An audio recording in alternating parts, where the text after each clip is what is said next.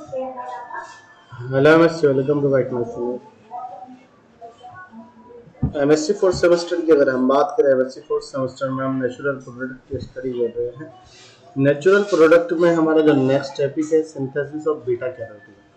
Beta carotene के बारे में हम पढ़ेंगे, जिसमें हमें उसके सिंथेसिस की स्टडी करनी होगी, स्ट्रक्चर को डिफाइन करना होगा, उसकी जो प्रॉपर्टीज होती है प्रॉपर्टीज को एक्सप्लेन करना होगा।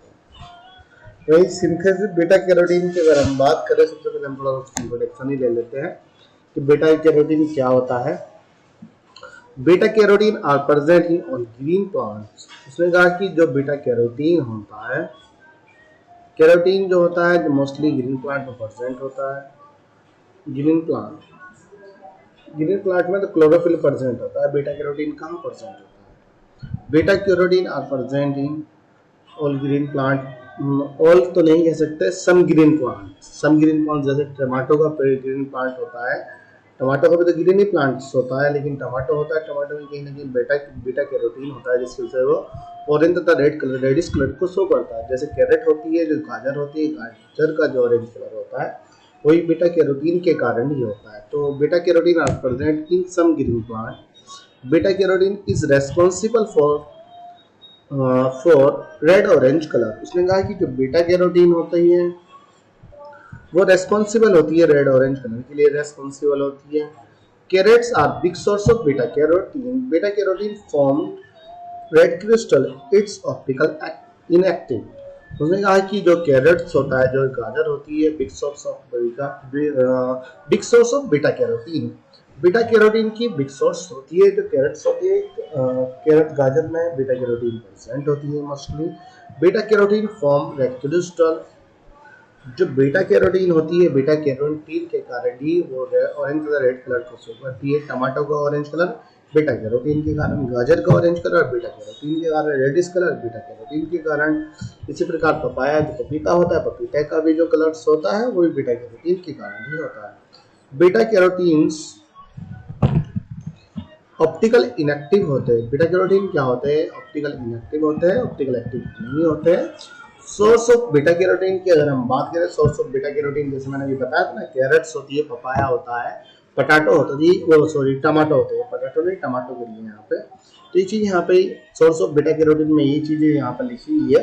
बीटा कैरोटीन फाउंड इन पंपकिंस बोले तो कद्दू का जो बहुत से जो पंपकिंस होते हैं उसका रेडिश कलर दिखने लगता है, ऑरेंज कलर का रेडिश कलर हो जाता है जब वो पक जाता है, तो उसमें बीटा कैरोटीन प्रेजेंट होती है। टमाटो होता है, कैरेट्स होता है, पपाया होता है। स्ट्रक्चर ऑफ बीटा कैरोटीन के स्ट्रक्चर की अगर हम बात करें, बीटा कैरोटीन का डाइबेंजामाइल स्ट्रक्चर होता है। डाइबेंजीन मतलब दो साइक्लिक रिंग प्रेजेंट होती है, डाइबेंजीन।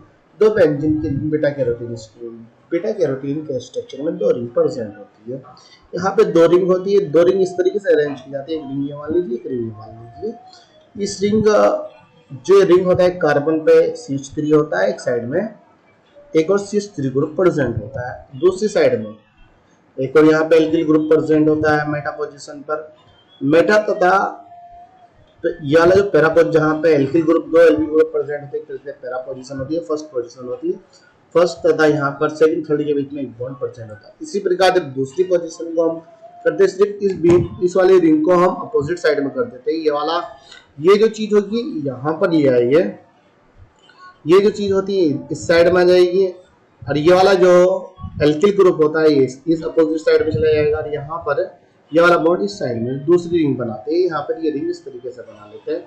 ये दोनों जो एल्किल ग्रुप होते हैं नीचे की साइड में आ जानी चाहिए, यहाँ पे ये वाला इस वाले मेटा पोजीशन में चला जाएगा, ये वाला बॉन्ड यहाँ पर जाना। अब जो इन दोनों की जो रिंग की जो बीच की दूरी इस तरीके से अरेंज कर लीजिए जिसके बीच में 18 कार्बन आ जाए। 18 कार्बन हमें 18 कार्बन हमें आ जाए।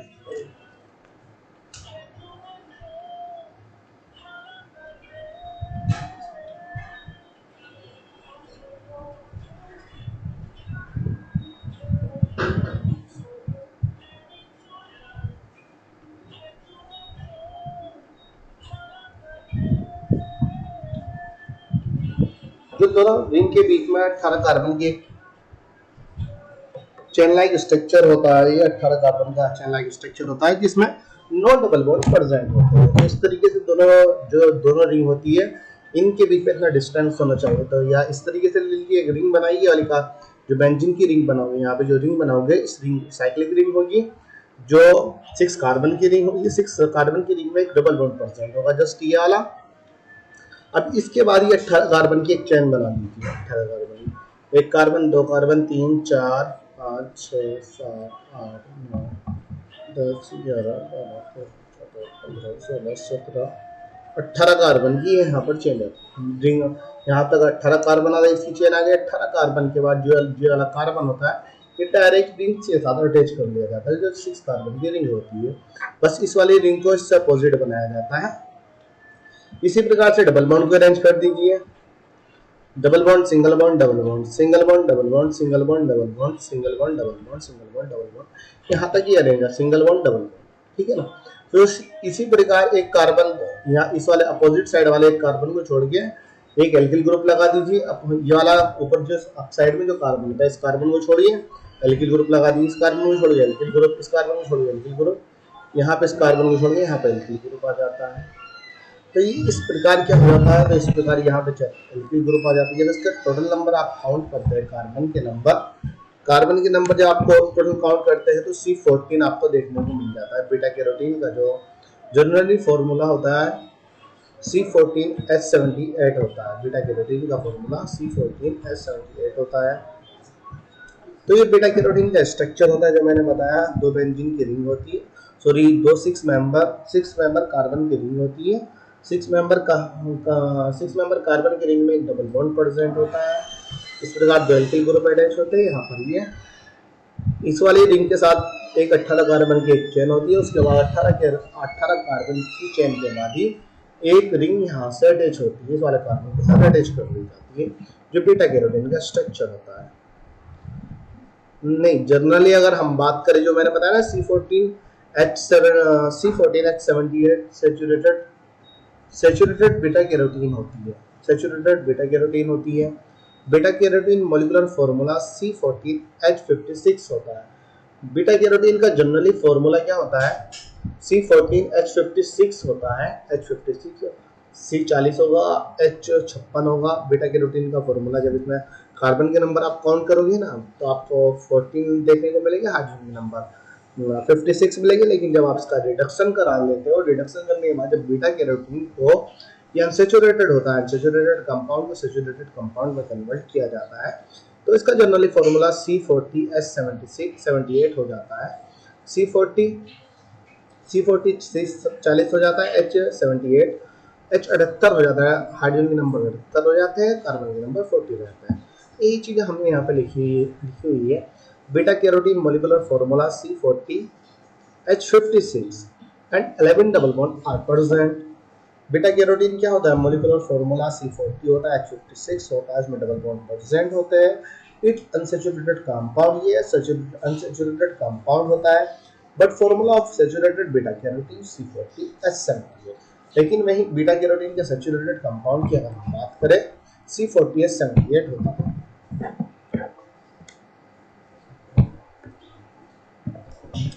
Presence of 11 double bond, it's so the reduction reaction from the पर hydro beta carotene saturated beta carotene compound. उसने कहा कि जो presence of 11 double beta carotene में 11 डबल बॉन्ड प्रेजेंट होते हैं। 11 डबल बॉन्ड प्रेजेंट होने के कारण ये रिडक्शन को शो करता है। रिडक्शन को शो करता है तो पर हाइड्रो बीटा कैरोटीन कंपाउंड बनाता है, या आप कह सकते हैं सैचुरेटेड बीटा कैरोटीन कंपाउंड बनाता है। यहाँ पे रिडक्शन रिएक्शन को शो करके दिखा दिया। यहाँ पे 11 नंबर 11 नहीं 22 नंबर हाइड्रोजन के लिए जाते हैं। 22 हाइड्रोजन के नंबर मान लीजिए, या आप मान लीजिए 11 molecule of hydrogen. 11 molecule of hydrogen के लिए जाते हैं, जो बीटा कैरोटीन के साथ रिएक्ट करते हैं। रिएक्ट करने प्लेटिनम की प्रेजेंस में होती है, जहाँ पे हमें सैचुरेटेड बीटा कैरोटीन देखने को मिल जाता है। C40H78 यहाँ पे मिल जाता है, C40H78। इस सिंथेसिस ऑफ बीटा कैरोटीन की अगर हम बात करें, यहाँ पे सिंथेसिस ऑफ बीटा कैरोटीन होता है। बीटा कैरोटीन को किस तरीके से सिंथेसाइज किया जाता है, यहाँ पे बीटा कैरोटीन का एक एनायन कंपाउंड दिया जाता है। जो बीटा कैरोटीन का एनायन कंपाउंड होता है, बीटा एनायन लिया जाता है। First step, beta anion react with propyl bromide या ब्रोमोप्रोपेन। उसने कहा कि पहले स्टेप में जो बीटा एनायन होता है वो प्रोपाइन के साथ रिएक्ट करता है, या आप कह सकते हैं प्रोपिल ब्रोमाइड के साथ रिएक्ट करता है। CH2 single bond C triple bond CH। ये ब्रोमोप्रोपाइन होता है, प्रोपिल ब्रोमाइड होता है। बीटा एनायन के साथ रिएक्शन करता है। बीटा एनायन जो साइक्लिक रिंग होती है 6 कार्बन की, एक 6 कार्बन की जो रिंग होती है 6 मेंबर की 6 कार्बन की जो रिंग होती है उसमें वही चीज दो एल्किल ग्रुप अटैच होते हैं। यहाँ पे मेटा पोजीशन पे एल्किल ग्रुप होता है, यहाँ पे डबल बॉन्ड प्रेजेंट होता है। फिर उसके बाद 1 2 3 4 कार्बन की चेन लगा दी जाती है। थर्ड कार्बन पे एक ऑक्सीजन कंपाउंड हो जाता है जिसको हम इसे कीटो कंपाउंड कहते हैं। कॉन्जुगेशन इस तरीके से होता है, double bond, single bond, double bond. तो ये बीटा एनायन कंपाउंड होता है, एक रिंग बना लीजिए, उसके साथ 4 कार्बन की एक चेन ले लीजिए। थर्ड कार्बन पर एक ऑक्सीजन एटम अटैच होगा जिसे हम कीटो कंपाउंड भी कह सकते हैं। जैसे ये रिएक्शन प्रोपिल ब्रोमाइड के साथ कराई जाती है कैटालिस्ट की प्रेजेंस में, तो हमारे पास कंपाउंड कुछ इस तरीके से देखने को मिल जाता है। सी, ये तो सी हो गया, यहाँ पे CH2 हो गया, ब्रोमीन तथा यहाँ पर हाइड्रोजन के रिडक्शन भी प्रेजेंट हुआ है। यहाँ पर रिडक्शन हाइड्रोजन के साथ भी रिएक्शन कराई जाती है, कई रिडक्शन के साथ। जैसे हाइड्रोजन ब्रोमाइड रिमूव हुआ होगा और इसके साथ एक हाइड्रोजन एटम अटैच हुआ होगा, जिससे यहाँ पर हाइड्रोक्सी ग्रुप आया है। यहाँ पे CH2 है, यहाँ पे C, यहाँ पे CH। ये वाला पोर्शन यहाँ पे अटैच हो जाता है इस वाले कार्बन के साथ। ये वाला कार्बन रेजिड्यूज रहता है, तो CH2 C वाला CH2 तो ये आ गया। तो ये हाइड्रोजन का एटम होगा, ये वाला जो होगा ना, ये हाइड्रोजन एटम होगा। ये वाला है, ये हाइड्रोजन कार्बन का एटम नहीं होगा, ये हाइड्रोजन एटम होगा। ये हाइड्रोजन नहीं हो सकता है, ये एल्किल ग्रुप ही हो सकता है। यहाँ से एक और हाइड्रोजन रिमूव हो जाएगा, एक तो यहाँ पर चला गया, एक हाइड्रोजन ब्रोमीन के साथ निकल जाएगा जो हाइड्रोजन ब्रोमाइड बना लेगा। फिर CH2 double bond, single bond, double bond. फिर उसके बाद single bond, double bond, single bond, double bond, single bond, double. सही है, सही है। Double bond, single bond, double bond. Carbon का नंबर कहाँ तक आया? 1 2 3 4 कार्बन। ये हाइड्रोजन एटम है, ये वाला जो है ना, ये हाइड्रोजन एटम प्रेजेंट है। हाइड्रोजन के साथ ये वाला हाइड्रोजन ब्रोमीन के साथ निकल गया, तो इस वाले कार्बन के साथ भी ना यहाँ पे CH2 अटैच हो गया, यहाँ पे C, यहाँ पे CH। तो हमें बीटा एनायन, फिर हमारा एक कंपाउंड हाइड्रोक्सी ग्रुप बन जाता है जो एल्कोहलिक होता है। ये एनायनिक नहीं होता है, ये अल्कोहलिक होता है। ये बीटा एनायन था, एल्किल ब्रोमाइड के साथ रिएक्ट करने पर हाइड्रोजन ब्रोमाइड यहाँ से रिमूव हो जाएगा। ये वाला हाइड्रोजन हाइड्रोक्सी ग्रुप के साइड अटैच हो जाएगा, एक हाइड्रोजन नीचे की साइड में आ जाएगा यहाँ पर। तो यहाँ पे CH2C ट्रिपल बॉन्ड CH। ये हमारा हाइड्रोक्सी बीटा कंपाउंड यहाँ पर प्रेजेंट हो जाता है, ये वाला कंपाउंड होता है। अब इसके हम 2 मॉलिक्यूल लेते हैं, इसी वाले कंपाउंड के हमें 2 मॉलिक्यूल लेना होता है। 2 मॉलिक्यूल अगर हम लेते हैं, कार्बन 2 कार्बन 3 4 5 6, तो 6 दूनी 12 कार्बन। इसी प्रकार का अगर एक और कंपाउंड हम ले लेते हैं, जो ये हमारा हाइड्रोक्सी बीटा कंपाउंड जो होता है, एक इसका नाम ध्यान में नहीं आ रहा मुझे, एक बीटा कंपाउंड मान लीजिए। इस प्रकार का जो कंपाउंड होता है, एक और कंपाउंड हमें लेना होता है जिसमें जो ये वाली जो रिंग होती है 6 कार्बन की जो रिंग होती है, इसको सिर्फ हमें अपोजिट लिखना होता है। जैसे मैंने बताया था, ये वाला एल्किल ग्रुप यहाँ पर आना चाहिए, मेटा यहाँ पर जाना चाहिए, ये वाला बॉन्ड यहाँ पर जाना चाहिए, उसको यहाँ पर अरेंज करिए इस प्रकार। अब इसकी रिएक्शन जो बीच में 6 कार्बन आ जाए तुम्हारे, क्योंकि हमें टोटल 18 कार्बन बीच में चाहिए, 18 कार्बन ही तो बीच में चाहिए होते हैं, तो 6 कार्बन तो यहाँ तक अटैच हो जाते हैं। 1 कार्बन 2 3 4 5 6 कार्बन यहाँ पर आ गए, 6 कार्बन हमें बीच में चाहिए होते हैं। तो इस प्रकार से हमें अरेंज कराना होता है, जहाँ पे जो हाइड्रोक्सी के नंबर है ये भी बिल्कुल अरेंज आ जाए।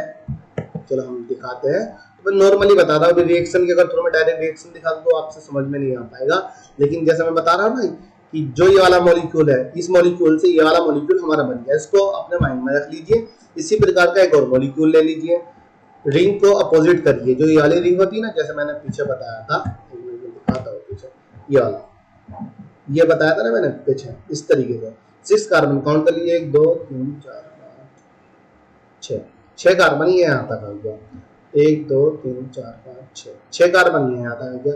बीच में कितने कार्बन आ रहे हैं? बीच में सिर्फ 6 कार्बन आने हैं।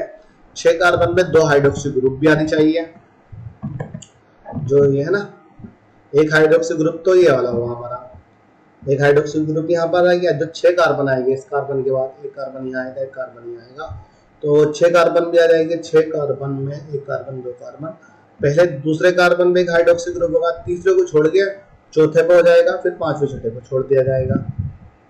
इसी प्रकार इस वाले रिंग को अटैच करने के बाद हमारा कंपाउंड कुछ तरीके से बन जाता है। मैं दिखा देता हूँ। यहाँ पे हमने एक कंपाउंड ये ले लिया, दूसरा कंपाउंड भी हमें इसी प्रकार का लेना है, जहाँ पे 2 मॉलिक्यूल ले लिए। एथिल मैग्नीशियम ब्रोमाइड के साथ रिएक्ट करा लीजिए, ethyl di alkyl magnesium bromide. यहाँ पे कार्बन के नंबर को 4 आते हैं, हमें 4 कार्बन के नंबर की जरूरत नहीं है। हमें कार्बन के नंबर की कितनी जरूरत है?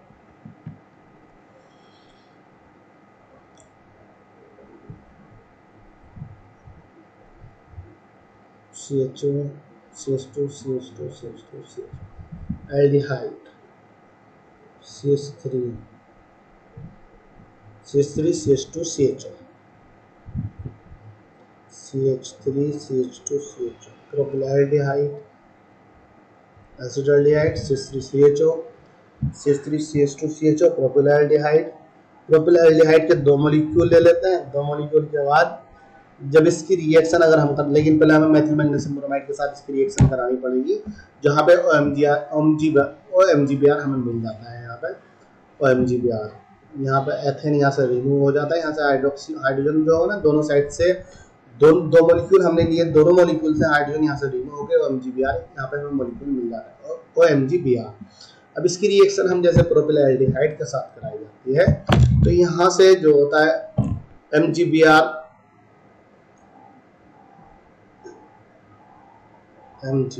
हाइड्रोक्सी ग्रुप तो निकलेगा नहीं, OMGBr एज इट इज रहता है, as it is OMGBr magnesium bromide as it is रहेगा। जहाँ पे जो 6 कार्बन आते हैं, यहाँ पे कीटो कंपाउंड होगा, कीटो कंपाउंड यहाँ पर आएगा, C तथा H इस कार्बन के साथ बॉन्ड बना लेगा, ये वाला कार्बन इसके साथ बॉन्ड बना लेगा।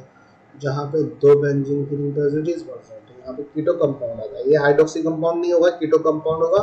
जब हम इसका हाइड्रोलाइसिस कराएंगे, MGBr के बाद जब हाइड्रोलाइसिस किया जाता है, रिडक्शन हाइड्रोलाइसिस का रिडक्शन कराया जाता है, जिससे से मैग्नीशियम ब्रोमो हाइड्रोक्साइड वहां से निकल जाता है।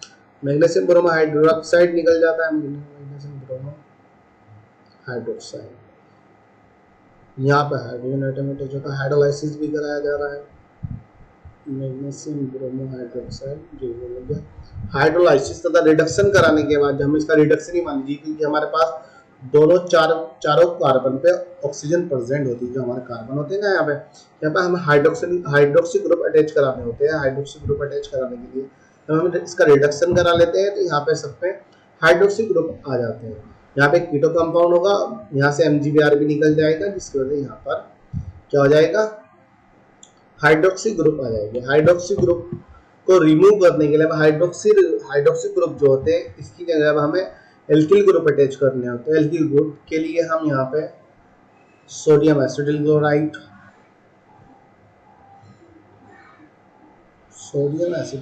के साथ करने, सोडियम क्लोराइड निकल जाएगा। मेथिल क्लोराइड की अगर हम बात करें, methyl chloride HCl, sodium hydroxide में निकल जाएगा, NaOH यहाँ से रिमूव हो जाएगा, सोडियम हाइड्रोक्साइड निकल जाएगा।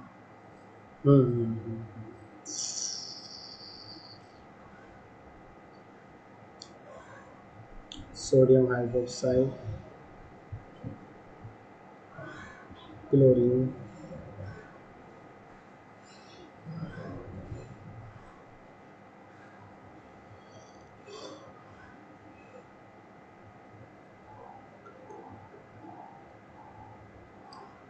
यहाँ से हमें डिहाइड्रोजिनेशन कराना होता है। डिहाइड्रोजिनेशन इस तरीके से करा लीजिए, यहाँ से जो हाइड्रोक्सी ग्रुप है, हाइड्रोक्सी ग्रुप में रिमूव हो जाए, यहाँ से एक डबल बॉन्ड, एक ट्रिपल बॉन्ड के साथ डबल बॉन्ड आ जाए। इस तरीके से हमें रिएक्शन करानी होती है, और यहाँ पे एल्किल ग्रुप जहाँ पर हाइड्रोक्सी ग्रुप परसेंट होते हैं, वहाँ पे एल्किल ग्रुप अटैच हो जाए। हमें रिएक्शन कराने के लिए हम मेथिल क्लोराइड ले लेते हैं, सोडियम हाइड्रोक्साइड, सोडियम क्लोराइड तथा मेथिल हाइड्रोक्साइड की रिएक्शन करा लेते हैं। सोडियम हाइड्रोक्साइड निकल जाएगा, HCl के मॉलिक्यूल निकल जाएंगे, यहाँ पे मैथिल ग्रुप यहाँ पे अटैच हो जाएगा। तो यहाँ पर हमें फाइनली बीटा कैरोटीन कंपाउंड देखने को मिल जाता है। सिंथेसिस में थोड़ा कंफ्यूजन हो रहा है, चलो देखते हैं क्या होता है। एप्लीकेशन ऑफ बीटा कैरोटीन की अगर हम बात करें, एप्लीकेशन ऑफ बीटा कैरोटीन क्या होता है? Beta carotene reduce the symptoms of eye strain and headache. Beta carotene क्या होता है? सिम्टम्स रिड्यूस करता है, जो आई स्ट्रेन होते हैं, हेडेक होते हैं, सर में दर्द हो रहा है। आई स्ट्रेन बोले तो आंखों की जो बीमारियां होती है उसके लिए बीटा कैरोटीन बहुत ज़्यादा यूजफुल होती है, जिसकी वजह से आंखों की रोशनी को इंक्रीज करता है, सर के दर्द वगैरह और हार्ट की प्रॉब्लम को के लिए भी बहुत ज़्यादा बीटा कैरोटीन यूजफुल होती है। बीटा कैरोटीन का यूज़ मेडिसिन में भी किया जाता है। Beta carotene is very useful for I health and dry skin. It's very helpful for heart disease. Heart disease के लिए हेल्पफुल होती है, स्किन के लिए, ड्राई स्किन के लिए भी हेल्पफुल होती है। Big source of beta carotene carrots और एंड पम्पकिन्स। ये हमारे यहाँ पे कंप्लीट हो जाता है। उसके बाद बात करते हैं हम जिंक बैरेंस की। Synthesis of zinc बैरेंस, properties and structure, इसको नेक्स्ट